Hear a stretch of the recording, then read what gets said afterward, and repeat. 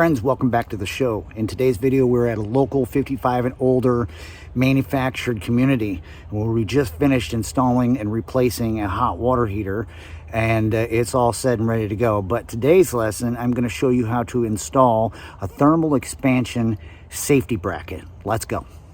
All right, so here's the location, a 30-gallon medium in CPVC. I know all you guys say you hate it, but it's the way it goes around here. We did all our piping, and we've got our thermal expansion tank sitting up there and all that other good stuff.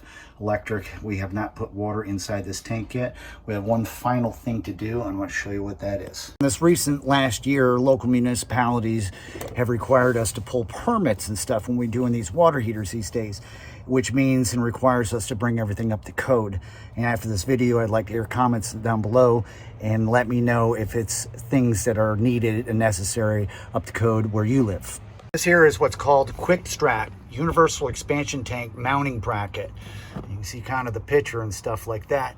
Let me explain to you what these things are actually really meant for. A part of the installation to be to code and be inspected on these water heaters when we replace them is to install one of these quick strap mounting brackets for your thermal expansion tank. And I said they're rated for seismic activity, and I just think it's a bunch of tomfoolery if you ask me, but it is code and they're just a pain in the butt. They're not that difficult to install. I'm going to show you how to do that here in just a minute. Let's go ahead and open up the box and see what's inside. Before you ask, these brackets here in my area go right around $32. I don't know if you can read that or not.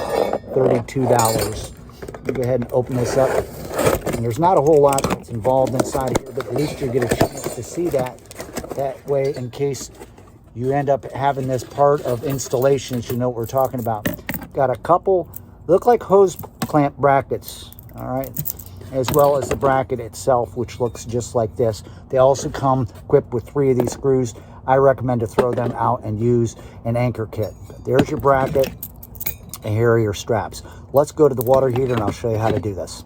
Remember, we're up in a manufactured home. I'm out in a shed, and this is a little compartment area on the outside of the wall and everything. What we're going to do is we're going to take our expansion tank bracket and we're going to mount it up on the wall. Either way, top or bottom, it doesn't make any difference. In this case, we're going to mount it kind of like this, parallel the expansion tank up against this wall. And we're going to put 3 little marks in these slots right here where my thumbs are. One there, one in the middle, one at the bottom. And then we're going to put 3 anchors in there, so pay attention. All right, I have a Sharpie here. This is kind of difficult to do. We're going to mount this thing right about here, and I'm going to put 3 marks on here. One right there, one in the middle, and one right there. We're going to take and pull the bracket off of there, and we're going to punch 3 holes in here and put our anchors. There ain't a whole lot of room up in here. Good thing I'm a little guy, huh? There's one. If you can see it or not, there's that. This is very difficult doing this one-handed, standing in a little cubby hole. There's 1, there's 2, and here goes the 3rd one. And we're going to set our mounting bracket up into place and put the screws in. So I wish I could get you guys just a little bit better of an angle, but it's kind of not going to happen. Just pay attention. There goes that bracket I was talking about. We're just kind of hand start these 3 screws for starters, and we are in anchors. This isn't into just drywall or anything like that, and these are larger screws than the ones that come with the bracket, so I suggest doing it similar to how we're doing it here. I'll go ahead and grab my drill and see if we can drive these in.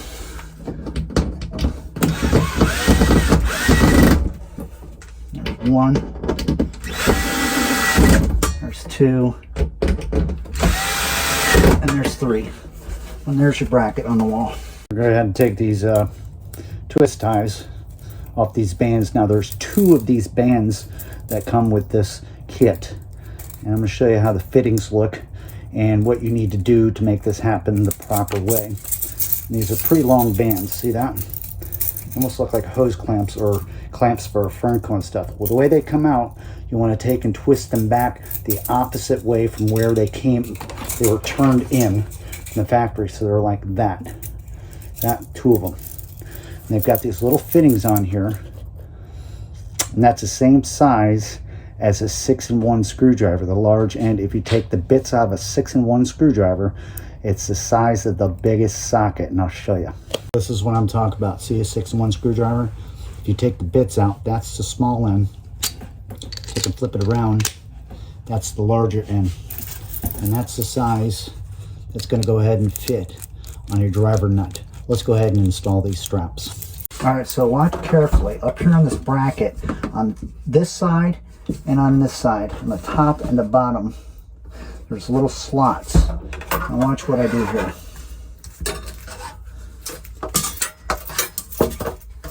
I'm going to slide it through one of those slots. Can you see that? It's going to slide through the other. See that? Slide it all the way through. Kind of like this.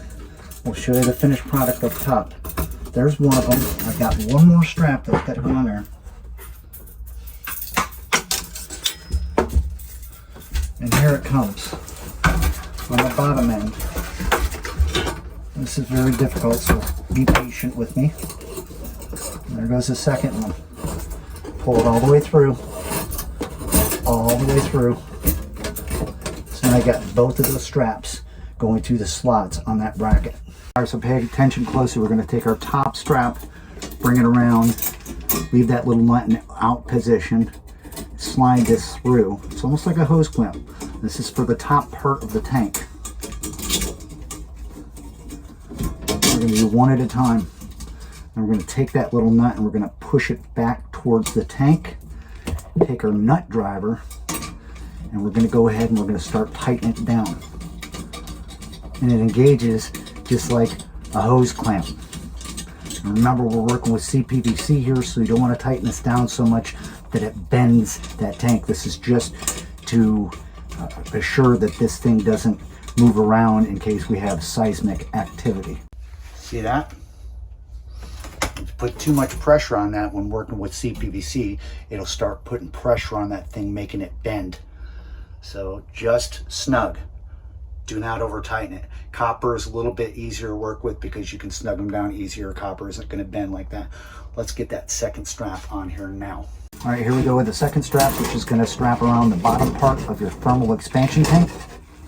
Here we go. Same thing. Leave that little nut in the out position. Take and slide that through the slot. That we slid it through there. That's got to be in the out position. We got to slide that the rest of the way out and then tighten that with our nut driver. Like I said, CPVC, and you take that nut and push it down towards the tank so that way those little gears engage with the bracket, this strap. Nice and easy. Hope you guys can see this okay. Let me show you a little closer. Don't over tighten it.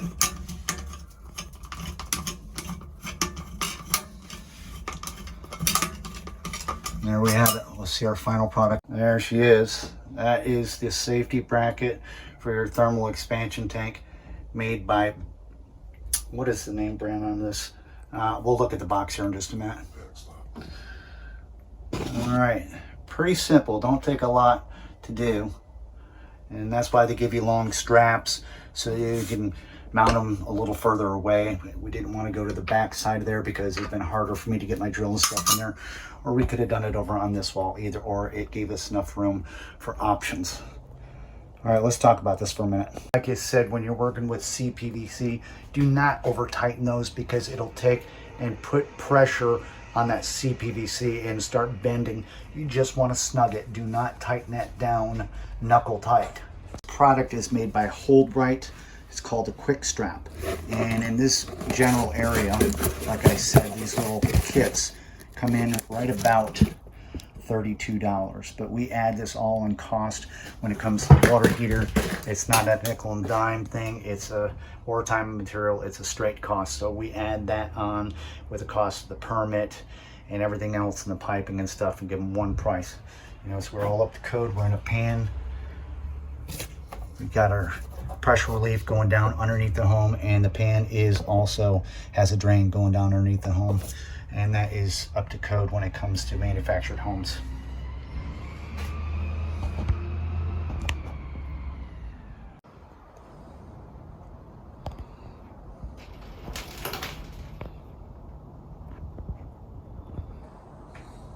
Well, hey, that's going to do it for this one. Thanks so much for hanging out and watching the video of the Hold Rite Quick Strap Thermal Expansion Tank Safety Bracket, required by code here in our municipality in East Central Florida when you install a water heater these days.